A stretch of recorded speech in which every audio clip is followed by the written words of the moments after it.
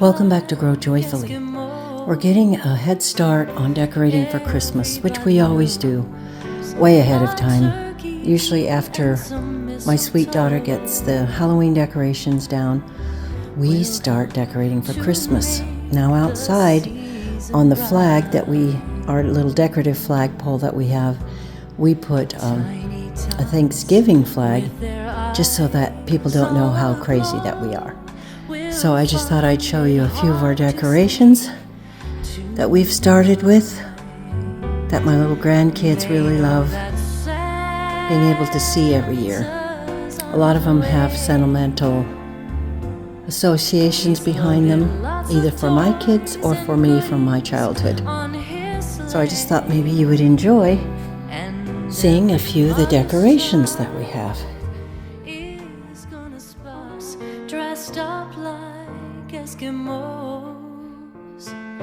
We're going to put a live tree out in the sunroom, and then we have just a little artificial tree here that we need to put the lights on, and then in our formal living room we put another live Christmas tree. So we just kind of go a little crazy here. Tiny tots with their eyes all aglow. My mom and dad had one of these over their door in our house, and it meant a lot to me. So I found one on eBay, and I have it up on my wall. I made some strawberry jam the other day. I've been saving the strawberries for it. So excited to get that done. It only made 4 pints. Actually, it made 4.5. We've got one over there that we're currently using. And then I had made some elderberry syrup for the very first time, and I got that canned and put away so we can use it as we need throughout the winter. And we're going to use it as a medicinal purpose so that we can build up our immune system during the winter. It's a cold, cloudy, rainy day out here, as you can see, and I'm busy on the homestead in the house. I've just made some bread that's rising. I need to punch that down. And I just made some triple berry jelly that's cooling. And today we're going to make pumpkin bars. These are the most amazing things you'll ever eat. I have everything all set out here just for the sake of time. So I'm excited about this. How about you? Let's get started. I've turned the oven to 350 to preheat it. I've greased a cookie sheet or a bar pan, whatever you want to call it, so it's all ready. And so we'll start adding our ingredients. I just want you to know this is how my mixer always looks. It's never dirty, never has flour on it. It just looks perfect all the time. And if you believe that, then I have some beachfront property for you out in the desert. Hopefully you'll get the joke behind that. Because I'm a busy grandma, and I cook and bake all the time, and things are not always perfectly clean. They don't look too bad right now. We're starting to get the Christmas tree up. Things look kind of cozy and fun and warm, and this is a real house. This is real stuff going on here. I'm going to use my tripod so I can have hands free for this. This is an old recipe I got off the back of a Libby's pumpkin can. Sometimes you can still find it, but if not, I will put it in the show notes below. It's a tried and true recipe, and it's really yummy. Okay, so let's get started. What we're going to add first is, it takes 2 cups of pumpkin, and I always make mine really nice and full because I love the taste of pumpkin.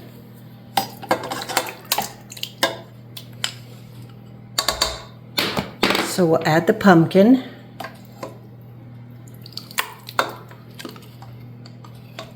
Now I know there's reasons why people add certain ingredients first and follow things like that, but I get so busy, I just put it all in and it works out for me.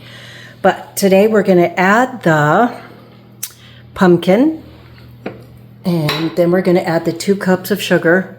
I know that looks like a lot of sugar, but that's what it calls for. So we'll put that in.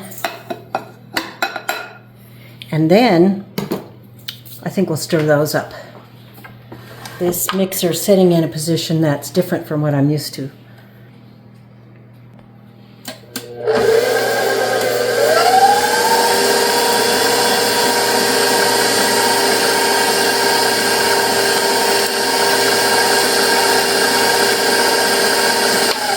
Okay, then we're going to add the 4 eggs. Makes a nice big cookie sheet sized pan full. And let's mix them up now.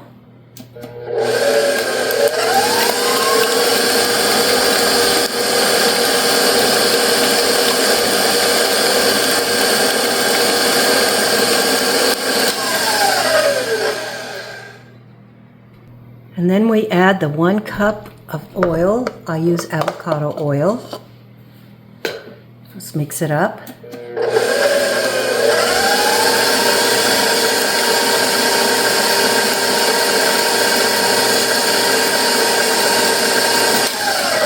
That's what makes it so moist, is adding that oil. We're going to put in 1 teaspoon of cinnamon. You can put in more if you like the seasoning, but I prefer just 1. And here we have 2 teaspoons of baking soda and a teaspoon of salt that we'll put in with the flour. And we're going to add the flour in increments. I think we'll turn it down just a little so it doesn't throw the flour everywhere.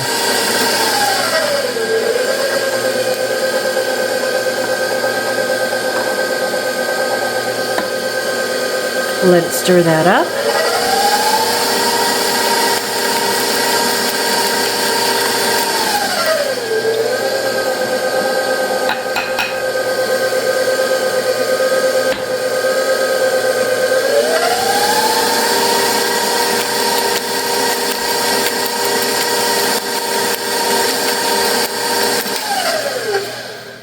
Always double check your recipe to make sure you have all the ingredients and the right amount.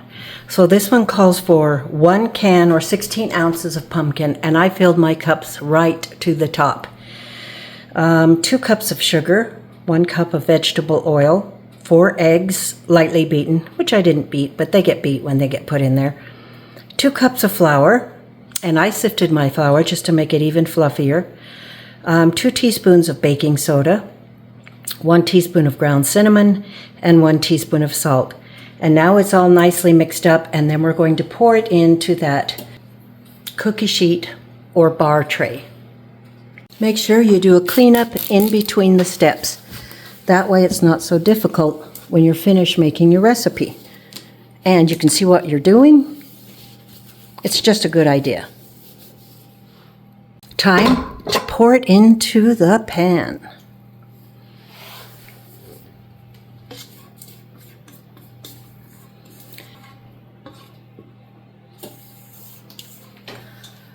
Spread it around and make sure that it's even. And then pop it in a 350-degree oven for 30 minutes. Make sure you use a toothpick to make sure that it's done. Time to clean up, wash the bowl again, and then we can start making the cream cheese frosting. I don't have time to get the frosting made once the cake is baked and cooled because I have some really cute grandkids coming over. But the recipe for that is... It says 2 packages, 3 ounces each of cream cheese. I just use the 8-ounce package. And make sure you set it out so that it can be cooling. I don't like bumps in my frosting. I don't know about you. And then 2 tablespoons of butter or margarine softened. I use 1/2 of a stick. 1 teaspoon of vanilla extract. 3 cups of powdered sugar or confectioner's sugar, and 3 to 4 tablespoons of milk, or whatever you want to use to get it to be a thick but creamy consistency. And right now, I need to get that bread, which is going over. I'll move back the jelly and show you the bread dough. It is ready to be put in the pan. I'm going to make mashed potatoes and fried chicken for dinner, and I better get going on it. Thank you for stopping in today. It was a really quick video. I wanted to show you how wonderful the pumpkin bars are. I will try to take a picture once they're all cooled and frosted, but I just want to encourage you to try these pumpkin bars. You can make your own pumpkin, you can buy your pumpkin, but it's a really delicious, moist recipe. It's a lovely thing to serve on a cold fall day. So thanks for stopping by. I appreciate you a lot. Have a great day, and don't forget to do it joyfully. We'll see you soon. Dressed up like Eskimos, everybody knows a turkey and some mistletoe will help to make the season bright. Tiny tots with their eyes all aglow will find it hard to sleep tonight.